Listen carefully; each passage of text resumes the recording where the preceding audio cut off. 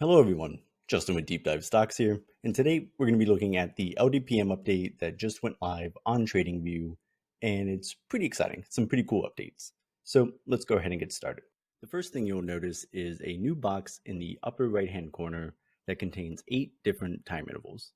These intervals range from 1 month to the 1 week, 1 day, 4 hours, 1 hour, 30 minutes, 15 minutes, and 5 minutes. Each one of these intervals has the LDPM value and the percent difference between that interval's LDPM value and the current closing price, which you can see at the top of the box.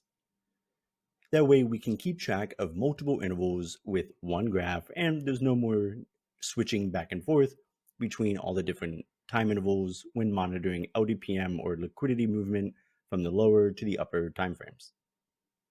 If we click on the box and we bring up the settings, we see there are quite a few new settings that we can play with, but most of them are just aesthetic. We see that we can change the box color, which I currently have set to a dark blue. We can also change the box label text colors, which is what the intervals are colored, so the 1 month and 1 week. And if we change it to blue, we see that it changes to blue. We can also change the colors of the values depending on if they're bullish or bearish, with the default values being green for bullish and red for bearish. But here we see I can change gold to being bullish and red to being bearish.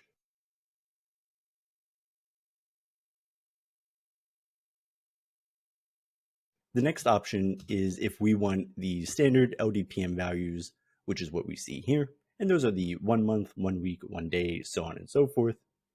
Or if we want a little bit more granular view of the market, if we are day trading, we might want a smaller time frame or more sampling of the smaller time frames. So if we uncheck that box, we see now that we have the 4 hour, 1 hour, 30 minutes, 15 minutes, and then all the way down to the 1 minute. The last option is where do we want the box, and we can either have the box in the upper right when the box option is checked, or if we uncheck it, we can get the box in the lower right.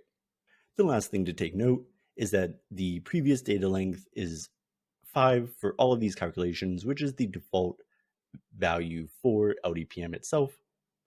And unfortunately right now that can't be changed with TradingView. TradingView is a little limited in what they let us do.